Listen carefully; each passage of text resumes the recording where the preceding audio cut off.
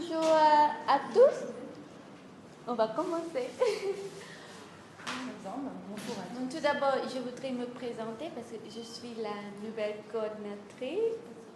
Comme ça, il a du travail, il va partir bientôt en France. Je m'appelle Malinda. Donc, aujourd'hui, je suis très contente de venir ici pour la première fois pour la conférence. Donc, notre chercheur invité, c'est Marie Avera. Oui. Et aujourd'hui, la conférence, c'est en collaborant avec CKS, Center for Khmer Studies. Et je voudrais remercier tout le monde qui vient pour la conférence et aussi à l'université qui nous permet d'organiser la conférence ici dans la salle de réunion. Et donc, le réseau ASEPP, comme vous savez déjà, c'est un réseau qui consacré pour les sciences sociales, anthropologie, histoire, linguistique, etc.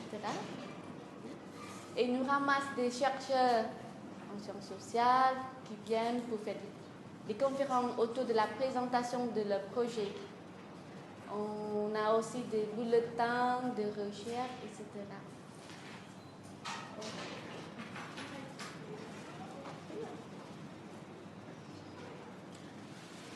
Donc, ensuite, je vais passer la parole à Marie de commencer sa présentation. Merci. Bonsoir à tous, merci d'être là. Je vais donc vous présenter aujourd'hui un certain nombre de problématiques que j'aborde dans le cadre de ma thèse de doctorat intitulée, pour l'instant, Thioune, Samdech Thioune, 1864-1946, ministre du Palais, biographie, étude du milieu social et contribution à une prosopographie des élites administratives khmères du début du protectorat, donc 1863 à l'indépendance du Cambodge, 1953. Je voudrais vous présenter aujourd'hui les problématiques majeures que nous abordons lorsque nous essayons de faire l'histoire sociale du Cambodge et tout particulièrement l'histoire de ses élites. Les conclusions, les propositions que je vais mettre ici autour de la table ne correspondent pas à l'ensemble de la société khmère et je me défends bien de vouloir parler ici de l'ensemble de la société khmère. Il s'agit d'une sociologie des élites et on verra en quoi parfois ça peut correspondre à certains mouvements propres à la société cambodgienne, mais aussi à quel point il faut faire attention aux généralisations. Cette histoire sociale donc, du Cambodge en situation coloniale, elle va nous amener à un certain nombre de problématiques qui sont propres aux sources que nous étudions sur le terrain, donc soit ici aux Archives nationales du Cambodge, soit à Aix-en-Provence, où sont réunis une partie des fonds du gouvernement général de l'Indochine, avec également des fonds qui sont à Hanoï et à Ho Chi Minh Ville. Ces phénomènes observés dans les sources, il va falloir les critiquer du point de vue interne et externe, critique classique en histoire, d'autant plus qu'il s'agit de sources émanant d'une administration de type impérialiste, donc d'un pays sur un autre, donc de la France sur le Cambodge. Donc on va avoir un certain nombre de phases de mise en précaution, je dirais, de nos informations, avant même de les analyser du point de vue des réactivités historiques, parce que nous sommes face à un groupe social en particulier que nous souhaitons étudier, un groupe administratif, et ensuite un groupe administratif dans un état colonial. Donc l'administration, elle a plusieurs motivations dans un état de manière classique. Elle souhaite en premier lieu imposer une norme, qui est une norme auxquelles doivent s'adapter ses agents, les administrateurs, mais aussi les administrés, ceux qu'elle contrôle, cette administration. Donc elle va procéder à un grand nombre de formalisations. Et ces formalisations, les administrés doivent s'y référer, et les administrateurs doivent y correspondre. Donc les sources que nous avons à notre disposition, les sources de l'administration coloniale, elles sont d'autant plus normaliser qu'elle s'adresse à des populations qui ne sont pas de culture administrative française, alors que nous sommes face à une administration qui s'organise sous l'égide d'un gouvernement français. Les sources administratives, elles posent un autre problème qui est celui de la standardisation. Une source administrative, elle veut que les informations qu'elle récolte correspondent à ses besoins, et à ses besoins seuls. Donc une administration, par exemple, de santé va avoir un certain nombre de demandes, une administration de type scolaire va avoir un certain nombre de demandes par rapport à ses agents, une administration de type politique, comme celle que nous allons étudier aujourd'hui, elle va demander un certain nombre de standards à ses agents. Et ces standards, ils vont être d'autant plus problématiques dans une société coloniale, puisque les normes sociales en vigueur dans cette société ne correspondent pas du tout, voire pas du tout ou pas tout à fait, aux normes qu'impose l'administration coloniale. Je vous donne un exemple.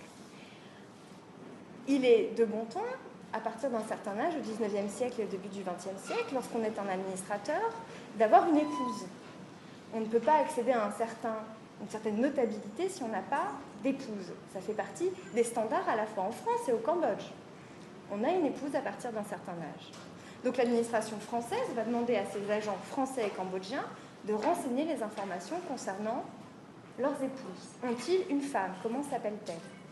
Donc les agents cambodgiens vont renseigner cette case. Oui, j'ai une femme. Elle s'appelle un tel.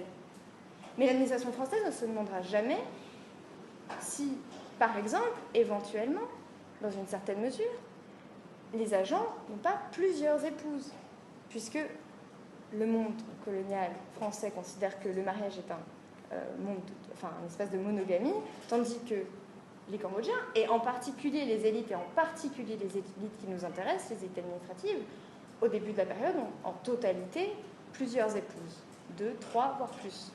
Donc on a une incompréhension générale qui se lit dans les archives et qui ne doit pas nous faire penser que les informations qui nous sont délivrées ne sont pas l'objet justement de ces normes. Et il va falloir bien définir où se situe notre analyse entre ce qui nous est donné à lire par les Cambodgiens, ce qui est donné à lire aux Français, ce qui est donné à lire aux Cambodgiens et ce qui peut être donné à lire des Français aux Français.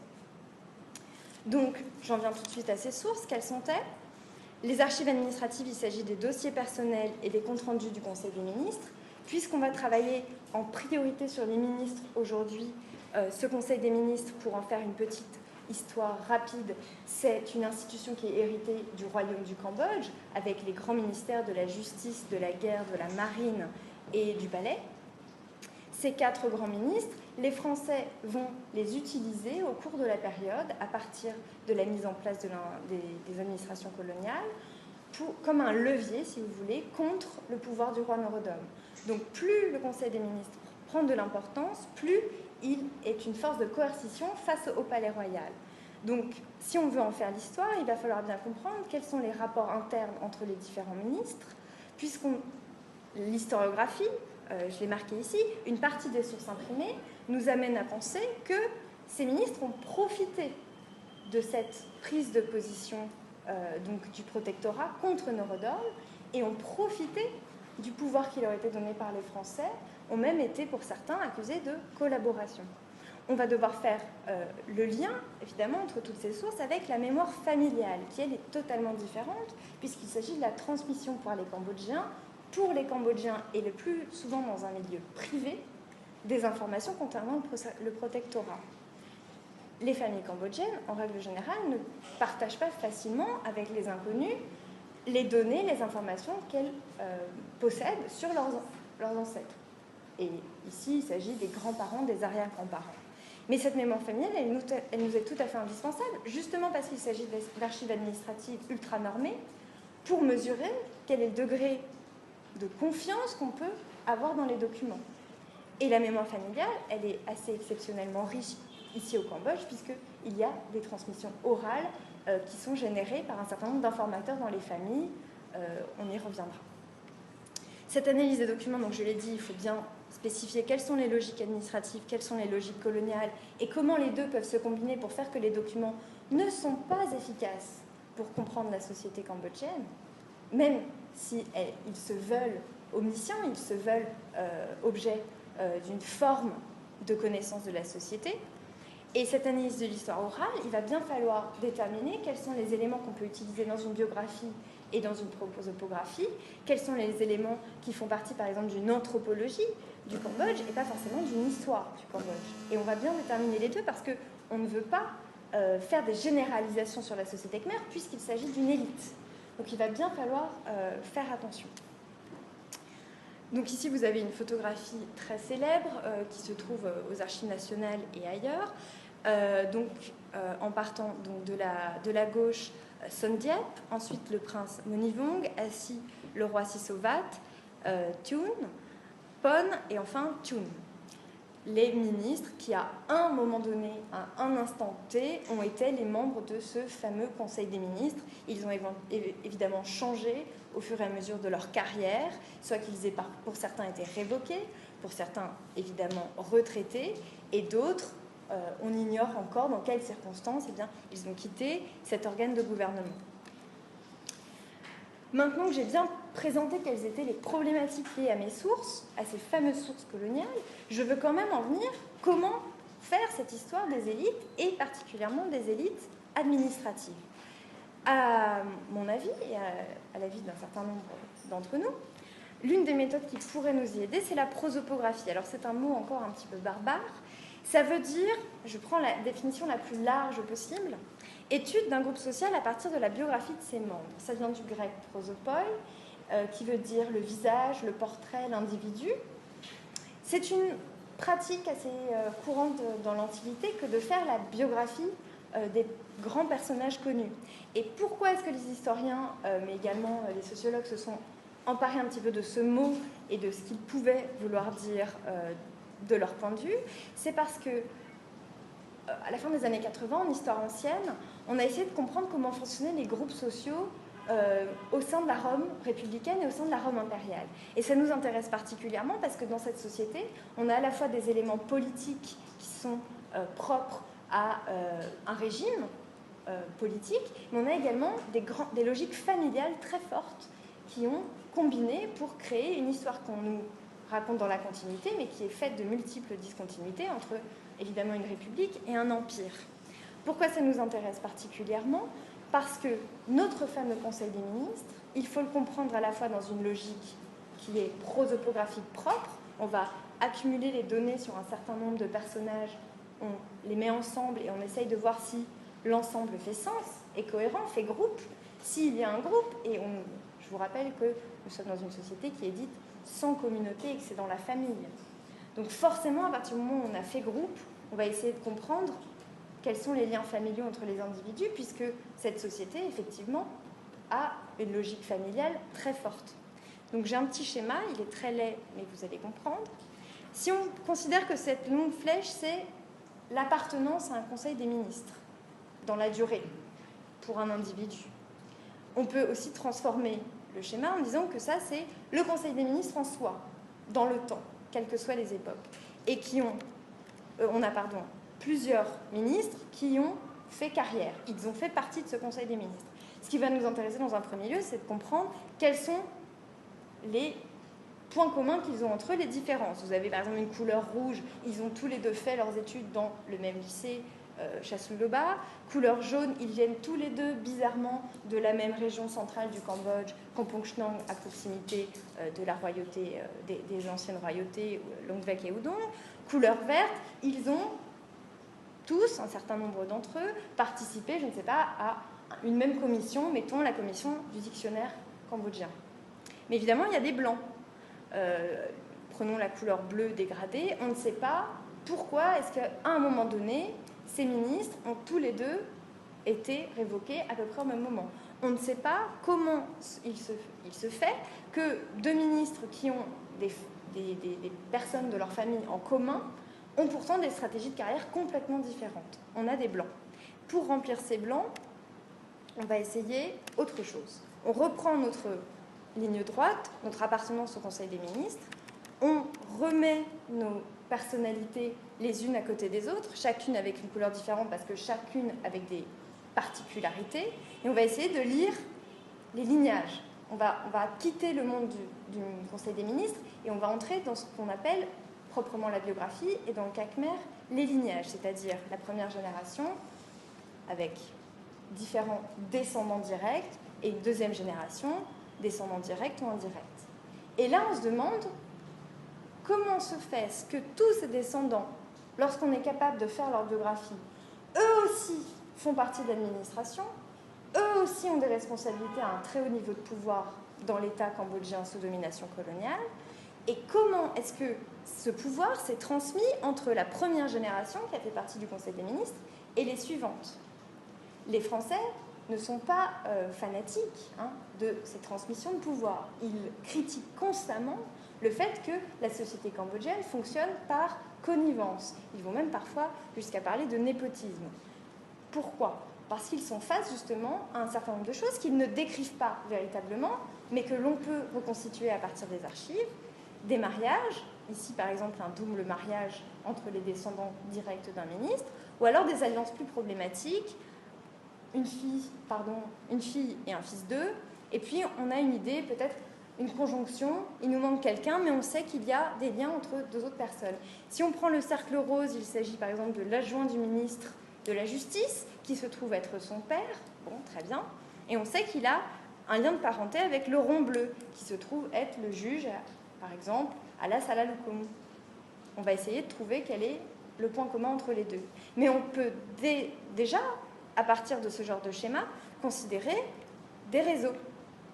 Et on peut considérer que toutes les personnes qui feront partie donc, de l'entourage immédiat de nos ministres et de leurs descendants font partie d'un réseau, de quelque chose de cohérent, qui ne s'est pas construit au hasard. Ces mariages sont véritablement là pour nous prouver qu'il y a des intérêts communs. Et tout le problème est de faire le lien entre cette généalogie, qui est une généalogie bête et méchante, qui est le fils de qui, comment, et des enjeux politiques, des enjeux de carrière, des enjeux proprement sociaux également. Comment est-ce qu'on fait le lien ? Alors on peut prendre des exemples. Je travaille particulièrement sur la biographie de Samdech Thioune parce que Samdech Thioune se trouve être partout dans les archives. Il a été secrétaire archiviste du Conseil des ministres. C'est donc lui qui a constitué les premiers dossiers. Donc c'est lui-même qui produit l'histoire qu'on peut faire de cette période. Il est né en 1864 dans la région de Kampong Chnang. Il a un père qui est dit commerçant, qui est dit cambodgien. Beaucoup disent qu'il était chinois, je n'ai pas de preuves à ce jour. Il a une femme qui s'appelle Mali Le Faucheur. Elle est la fille de Paul Le Faucheur, l'un des premiers Français à s'installer et à s'établir au Cambodge. Donc déjà, il a fait un mariage mixte. La mère de Mali Le Faucheur, c'est Neak Sok, une ancienne épouse du roi Norodom. Donc on a toute une historiographie qui nous dit que Thioune est le fils de personne, qu'il est limite un enfant adopté, un enfant perdu, un enfant trouvé, que c'est un métis. Et on a un certain nombre de données biographiques qui laissent penser qu'il avait peut-être des liens avec la cour à Udong. Il parle le siamois. Voilà, on ne parle pas le siamois innocemment à cette époque-là. Il a toute une carrière, il commence effectivement dans les premiers rangs de l'administration, comme secrétaire-interprète. En 1891, il a une grande promotion, et je ne sais pas encore comment analyser véritablement ça, il passe secrétaire au Conseil des ministres. Et en 1897, secrétaire archiviste. À partir de là, on considère dans la bibliographie qu'il est l'homme des Français. Il est au service du résident supérieur au sein du Conseil des ministres. Et il reste encore à mesurer à quel point, effectivement, il a été l'homme de Français dans ses pratiques. Il devient ministre du Palais en 1902, des Beaux-Arts et des Finances. À partir de 1902, bizarrement, les archives du Conseil des ministres se tarissent. Et elles sont bien moins intéressantes. Il est parti, malheureusement. 1927, il est ministre du Palais, il le reste, mais il cumule les charges de Premier ministre. On peut donc considérer qu'il est vraiment, effectivement, à la tête proprement de l'administration cambodgienne. Ce personnage, on va le mettre face à un autre personnage. Pourquoi ? Parce qu'ils sont assez souvent opposés. Il s'agit de Loknya Akamoa Sena Pok. Pok, effectivement, il a une autre image dans l'historiographie, puisqu'il est le descendant d'une grande famille proche des Lokmetia de Battambang, qu'il a été, dès son plus jeune âge, un page du roi Norodom, et qu'il a une carrière beaucoup plus classique, respectant, j'ai envie de dire, les hiérarchies propres à l'administration royale cambodgienne et pas à l'administration française. Et l'une des preuves de ça, c'est qu'en 1895, il va démissionner. À un moment donné, il considère que les Français prennent trop de pouvoir. Donc ces deux personnages qu'on oppose très souvent, on a quand même un petit problème. Bien sûr, l'un est considéré comme le collaborateur et l'autre le résistant, mais en fait, ils sont alliés. Et ça, très tôt, au début du XXe siècle. J'ai pour l'instant une mention dès 1911 d'une alliance. Les mariages, ils ont lieu entre 1914 et 1920. Premier mariage, Thioune Yang, fille de Thioune, épouse Pok El, fils de Pok Duc, fils de Pok. Vous avez l'arbre généalogique sous les yeux. Pok Duc, évidemment, il a été adjoint du ministre de la Justice, qui était son père à ce moment-là, et il a toute une carrière à lui. Pok El également, il va se retrouver à la Cour de cassation. Pok, il a d'autres enfants. Pok Kun, qu'il a marié à Chan On, qui est la fille du dernier Lok Mecha de Battambang, le dernier gouverneur de Battambang, Thieu, et qui est la sœur de Quang. Quang, on le connaît bien aussi parce qu'il s'appelle Quang Phay Vong et qu'il a été Premier ministre de Thaïlande. Donc, on est vraiment dans un clan qu'on peut considérer comme siamois et que les Français considèrent comme siamois. Et Thioune, le nouveau venu, le collaborateur français, il marie donc une fille, un petit-fils de Pok, et il marie un fils, Thioune Hol, à Bushnan Meli. Alors, Bushnan Meli, c'est l'arrière-petite-fille Pok, si je ne me trompe pas. Elle est née d'un autre mariage avec un autre clan assez connu, qui sont les Bushnan. Elle a un frère qui s'appelle Bushnan Moul, et que vous connaissez peut-être parce qu'il a été emprisonné à Pulo Condor en 1942 et qu'il en a ramené un témoignage qui s'appelle Méprisons, Niyubai en Khmer. Il a été très proche de Songnotan. Donc on a un clan francophile, ou déclaré comme tel, qui s'allie à un clan plutôt siamophile. Et il va falloir se demander pourquoi, comment. Alors on peut faire un certain nombre de théories. L'homme de Kompong Chnang, ce fils de personne, aurait besoin d'une légitimité sociale forte au sein du Conseil des ministres, et Pok, qui se trouve un petit peu entravé dans ses stratégies parce que les Français considèrent qu'il est un allié du Siam, a bien besoin de quelqu'un dans son entourage proche qui puisse l'aider face aux Français. Paul Duc, Pok El, Pok Kun et éventuellement Bushnan sont également dans la même idée, puisque eux-mêmes sont considérés comme proches des Siamois. Qu'advient-il avec ça? On considère assez généralement que les carrières effectivement de Pok El et surtout de Thioune Hol sont directement liées au pouvoir de leurs parents. Thioune Hol, il va être l'un des premiers Cambodgiens à avoir les deux parties du baccalauréat, voire le premier en 1915, et il fait toute une carrière jusqu'à arriver, comme par hasard, secrétaire du Conseil des ministres, où son père est alors Premier ministre, en 1927. Donc effectivement, ce réseau fonctionne. On peut utiliser les liens de parenté au sein du Conseil des ministres pour placer ses enfants et rester aux commandes dans une élite administrative cambodgienne. On a pourtant un problème. Thioune, il est obligé de partir en retraite en 1941. C'est une rupture que les historiens ont considérée comme provenant de l'hostilité de Norodom Sihanouk, nouvellement roi, et de l'amiral de Kou contre Thioune. C'est complètement illogique. On est en pleine Deuxième Guerre mondiale. Pourquoi se séparer d'un francophile, francophone, un allié de la France coloniale?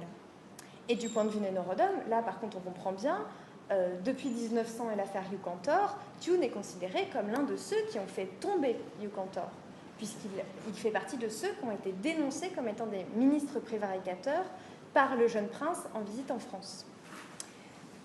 Mais du point de vue de l'État colonial, ça ne s'explique pas. Et en fait, il faut de nouveau aller chercher dans la logique familiale pour comprendre la fin de cette carrière un petit peu en eau de boudin, je dirais, de Thioune.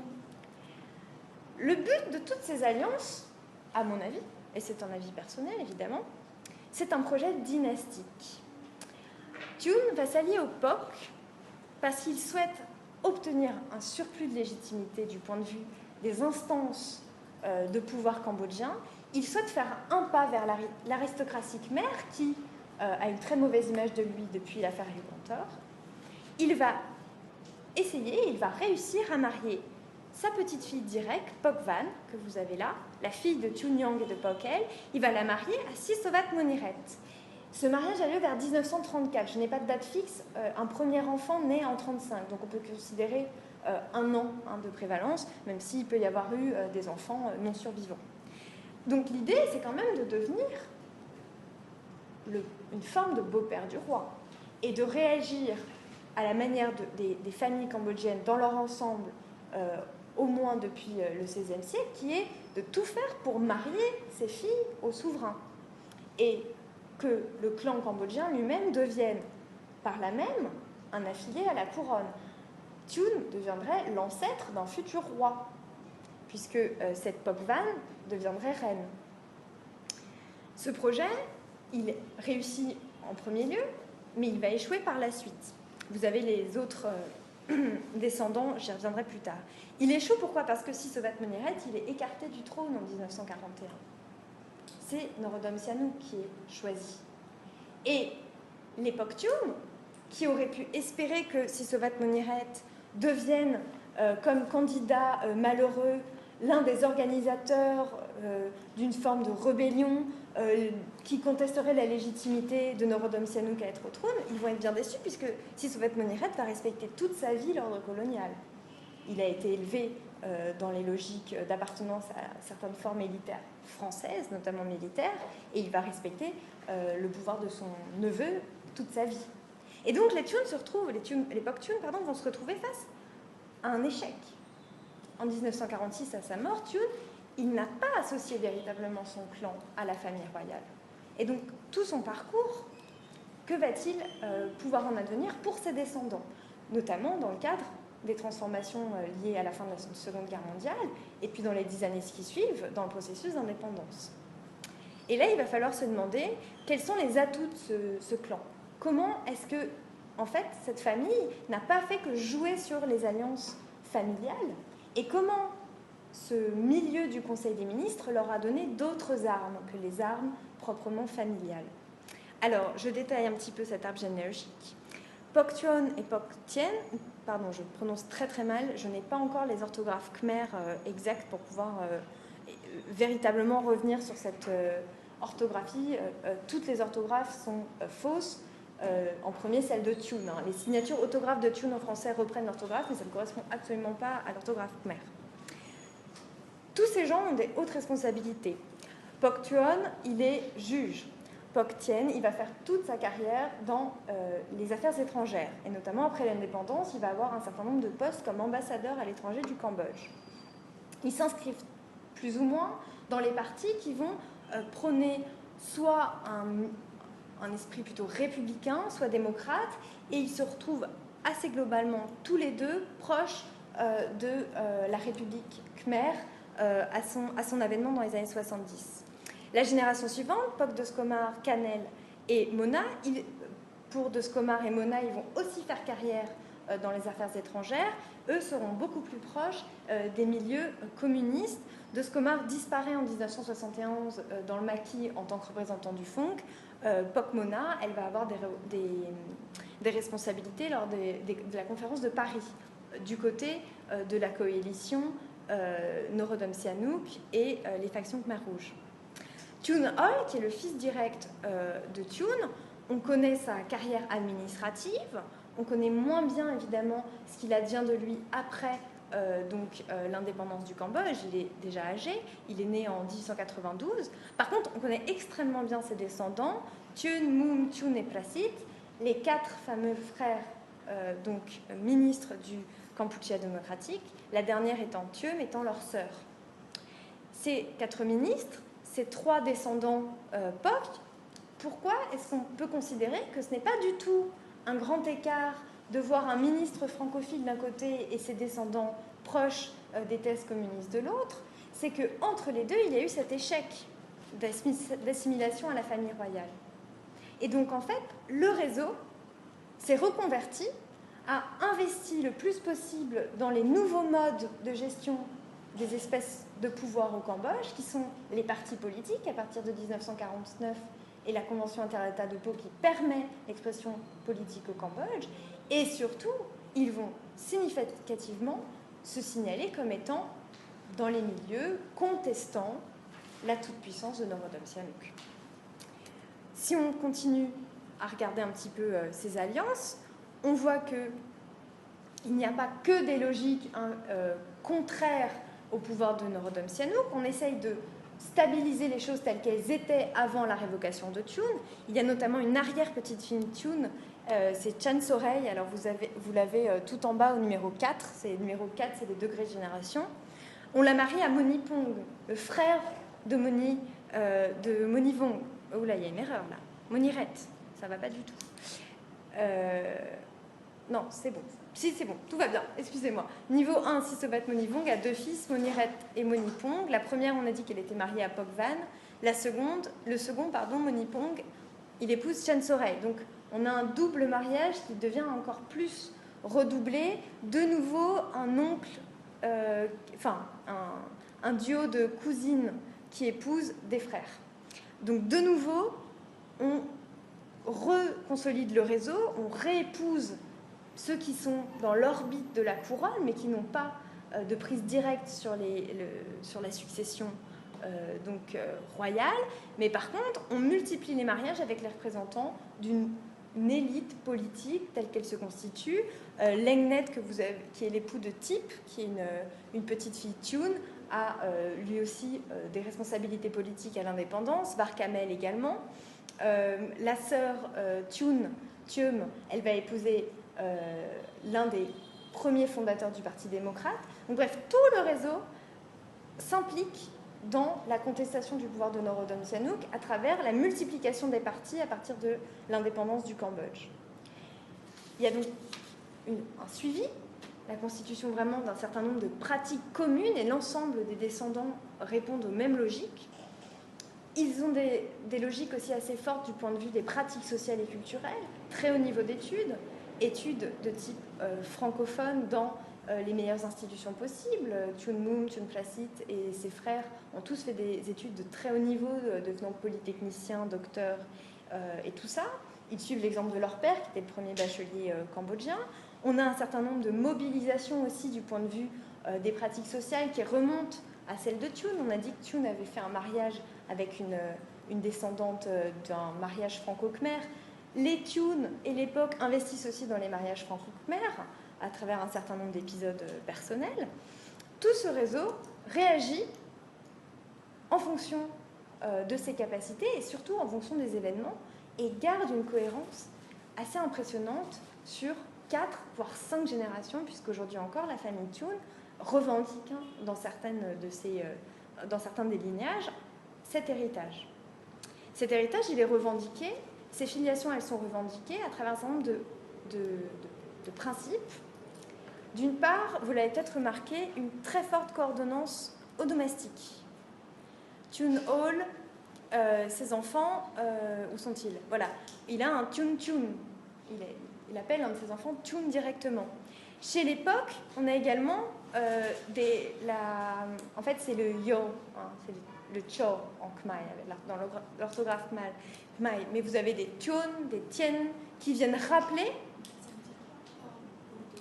Ah, le nomastique, pardon, c'est l'étude des noms, en fait, des noms de famille, des noms propres. Le nomastique, c'est comment est-ce qu'on peut étudier la manière dont on donne des noms aux gens. Et donc là, clairement, je reviens sur le slide précédent, Thioune Hall et Mully, ils vont appeler leurs enfants avec le phonème Dieu. Enfin, c'est Tche en khmer. Du côté POC, c'est pareil. On voit beaucoup de Thioune, de Thien, et ça se répercute aujourd'hui encore. Hein. Autre cohérence du réseau dans la manière qu'il a de se concevoir lui-même, en 1946, à la mort de Thioune, on a un article très célèbre qui paraît dans le premier hebdomadaire en langue cambodgienne. Donc, j'ai une photo, je vais essayer de la retrouver. Donc, 5 minutes sont là. Donc, dans Nagaravata, vous avez une biographie de Thioune qui est publiée. Alors, pour Penny Edwards, qui a beaucoup travaillé sur la personnalité de Thioune aussi, il s'agit là d'un hommage fait par la nouvelle génération des indépendantistes et des intellectuels cambodgiens à l'un de ceux qu'elle appelle les Neaktidung, avec Son Diep, ceux qui ont été un petit peu à l'origine de la constitution, de la transmission du patrimoine khmer sous des formes dites modernes. Qui dirige Nagaravata? Qui est l'un des rédacteurs de Nagaravata? C'est Bunchen Mool. Alors on va le retrouver rapidement. Monsieur Mool, il est là. Voilà, c'est le beau-frère de Tune Hall. Il est donc directement apparenté au Tune. Donc oui, effectivement, on peut considérer que c'est un hommage à un grand dirigeant cambodgien, bien sûr. Mais c'est aussi la revendication d'une filiation entre l'époque et les Tunes. Et cette revendication de filiation, elle dure jusqu'à nos jours. Vous avez ici des copier-coller que j'ai fait sur le site internet, enfin le blog de Tune Moon, Monsieur Tune Moon, donc le petit-fils de Tune, où il fait la géographie en collant un certain nombre de textes ensemble. Hein, c'est sujet à caution, il faut le prendre point par point. Il fait la géographie de son ancêtre Pok, l'un de ses ancêtres Pok qui était au service du Lokmachat Battambang. Donc on a vraiment le réseau est conscient de lui-même, je dirais. Enfin, il y a une cohérence et on l'affirme comme tel. On l'affirme comme tel. Lorsqu'on pose la question, évidemment. Toutes ces cohérences, il faut vraiment aller les chercher très loin dans les archives parce que les normes ne sont pas celles de la société cambodgienne dans l'administration franco-khmer, mais aussi parce que l'historiographie a un petit peu gommé toutes ces aspérités.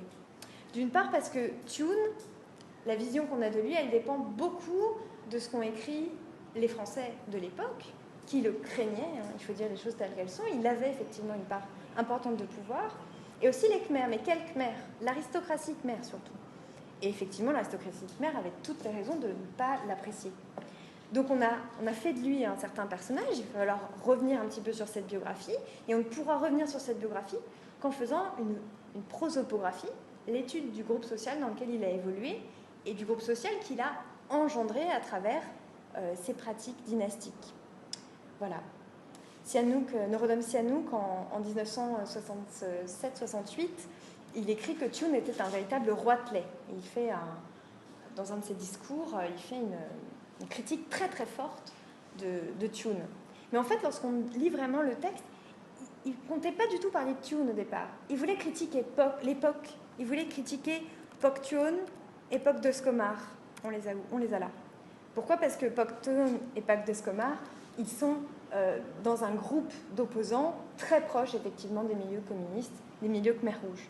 Donc Norodom Sihanouk a tout à fait conscience de la cohérence de ce réseau, et nous devons continuer à en prendre conscience et à essayer d'établir tous les liens possibles en restant évidemment extrêmement prudents et surtout extrêmement respectueux, puisque les familles qui sont les dépositaires de toutes ces histoires de réseau, ces histoires de mariage, elles doivent consentir librement à nous en faire part dans le cadre de l'histoire orale, et c'est encore une autre histoire que les problématiques méthodologiques propres à cette histoire orale. Voilà. Je vous remercie.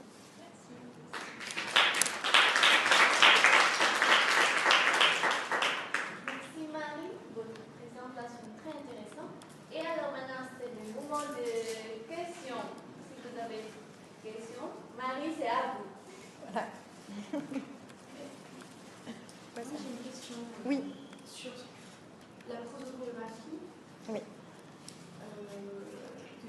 Tu fais référence au groupe social et quand je vois tes schémas, je pense groupe familial. Mais du coup,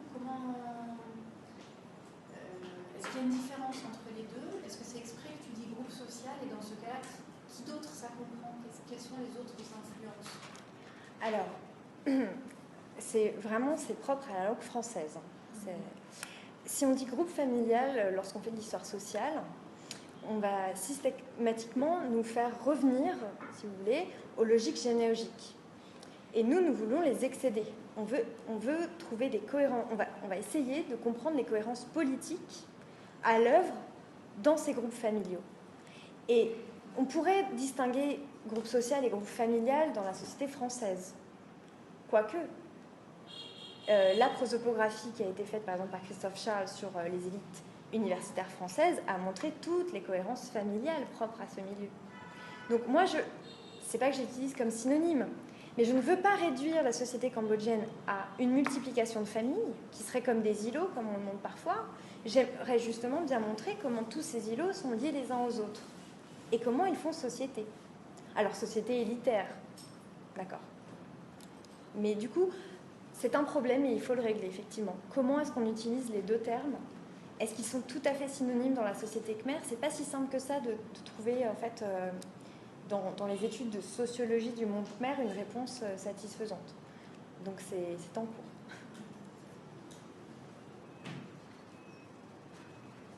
Oui.